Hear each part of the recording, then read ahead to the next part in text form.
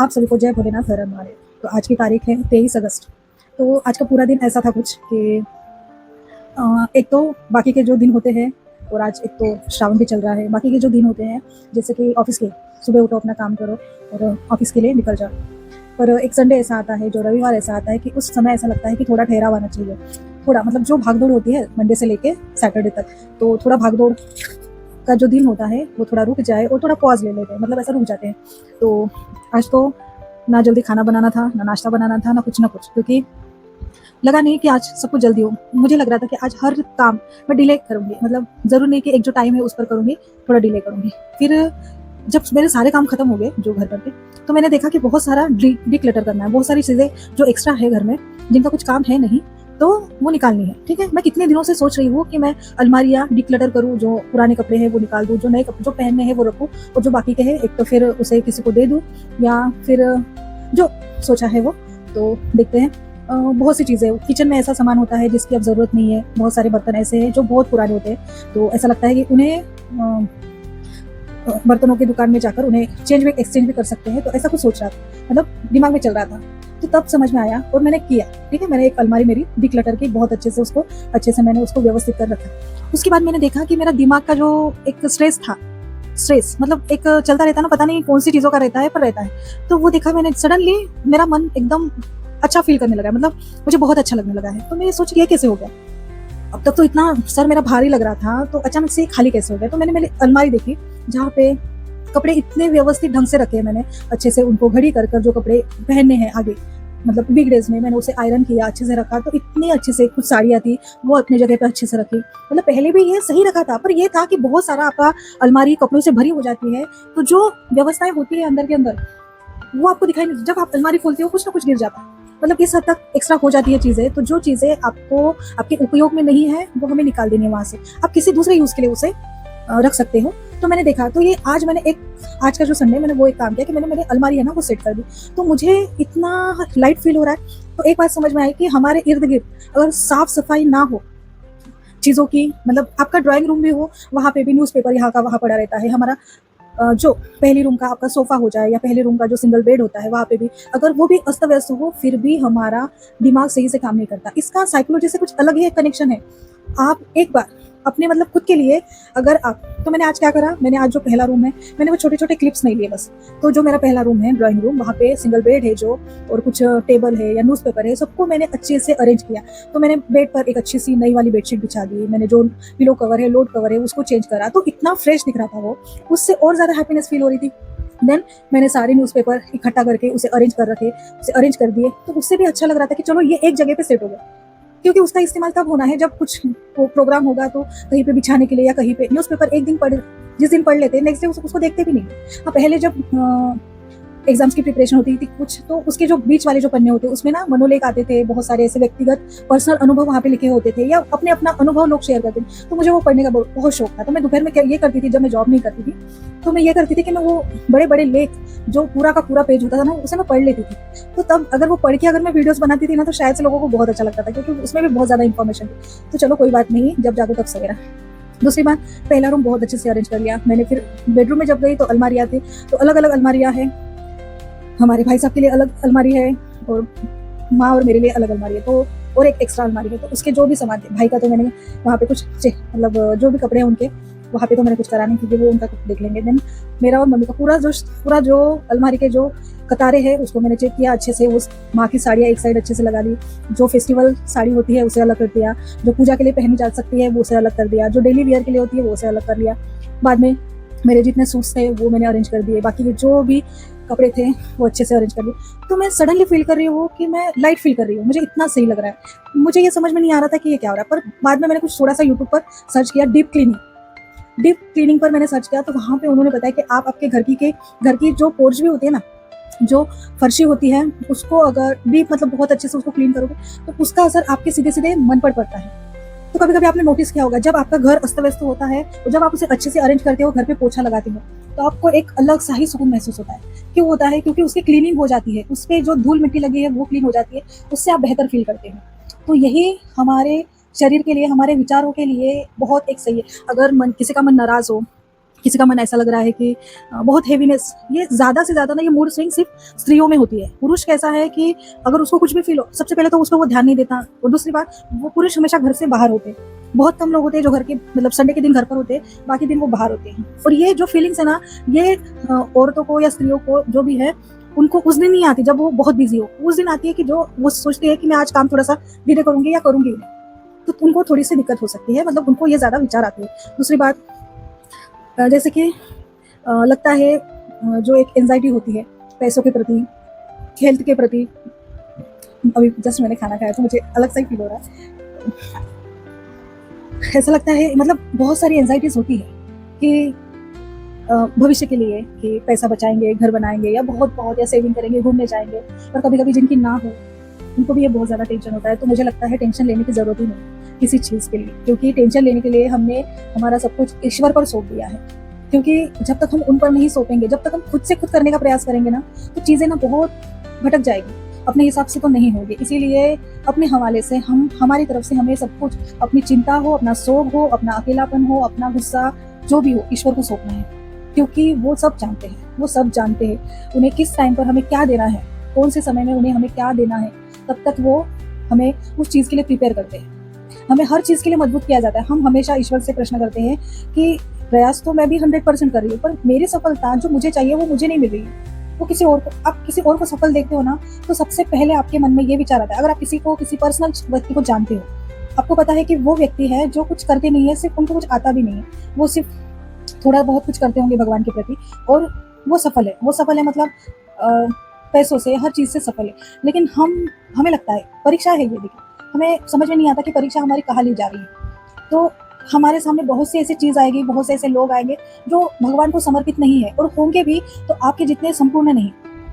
और हमें नहीं पता किसके मन में कितनी भक्ति है। सबसे पहले अब लोग, जैसे कि मैं भी हूँ उनमें, हम जो भी पूजा पाठ करते हैं, हम सीधा सीधा यहाँ पे वर्चुअल शो कर देते हैं, ठीक है। कोई कोई नहीं बताता, कोई कोई नहीं दिखाता, पर आजकल 99.99% लोग यही करते हैं कि जो भी आप भक्ति करते हो, आप सीधा सीधा कैमरा पे बोल देते हो, दिखा देते हो।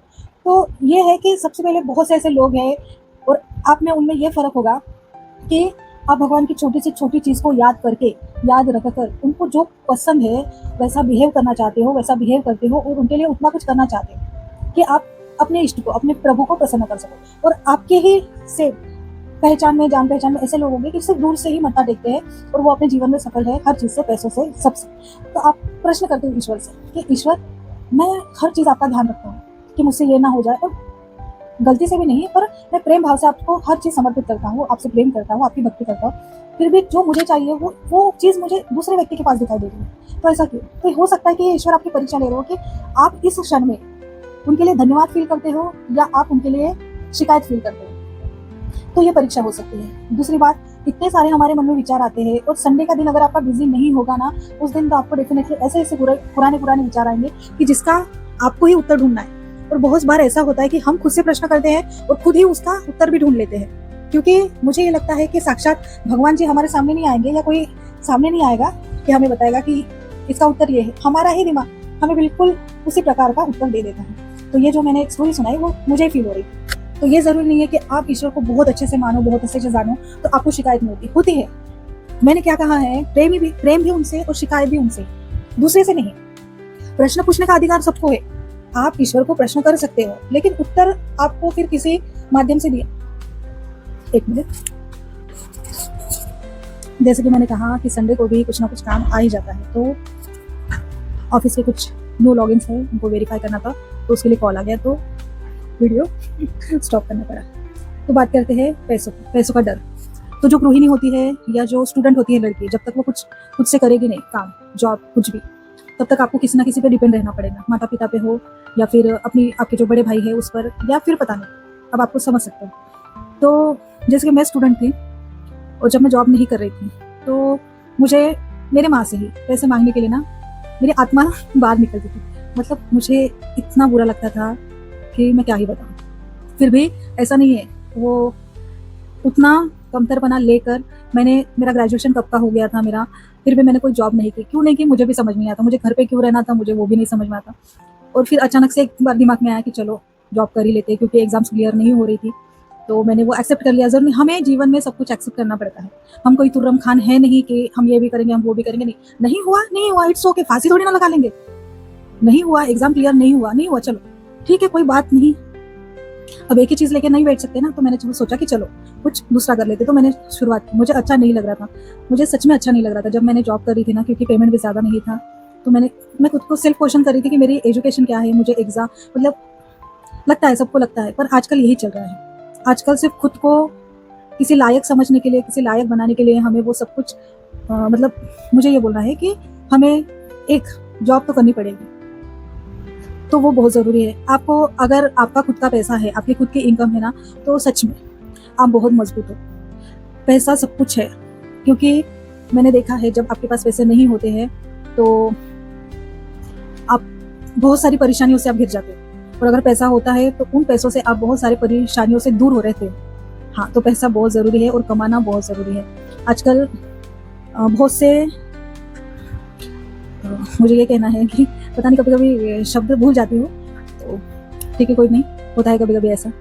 तो हाँ, जॉब करिए, जॉब के साथ आप कुछ स्किल सीख सकते हैं, और उसके साथ आप अपना क्या कहते हैं उसे, फ्रीलांसिंग, वो भी कर सकते हैं। भगवान ने इतनी बड़ी कृपा की है, यूट्यूब है, यूट्यूब कर सकते हैं, और साथ में आप जॉब भी कर सकते हैं। तो इससे ना आपको जो भी इनकम आएगी, आप थोड़ा-सा इन्वेस्ट कर सकते हो आप, और आप अपने लिए निकाल सकते हो।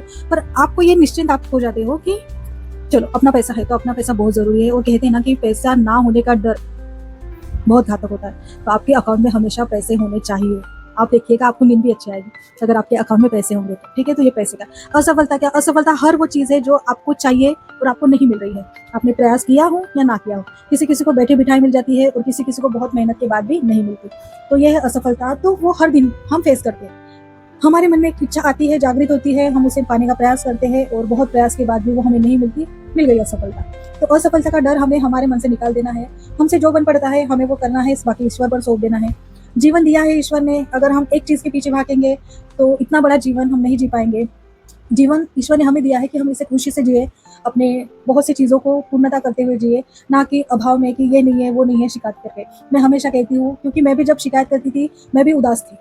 सच में मेरा भी जीवन बहुत, मुझे लग रहा था कि कठिन है, पर जब से मैंने, मेरे पास जो है और जो नहीं भी है, उसके लिए भी मैंने भगवान का धन्यवाद करना शुरू किया। चलो जैसे आपकी इच्छा, चलो जैसे आपकी मर्जी, शिव इच्छा से परे कुछ नहीं। तो इतना सोच के मैं खुद को मजबूत बनाती गई, और आज यहाँ तक हूँ। और महादेव की कृपा से जीवन में और बहुत अच्छा होगा, यही विश्वास करते हुए मैं बताती हूँ कि हम सबको हिम्मत रखनी है और जीवन में आगे बढ़ना है।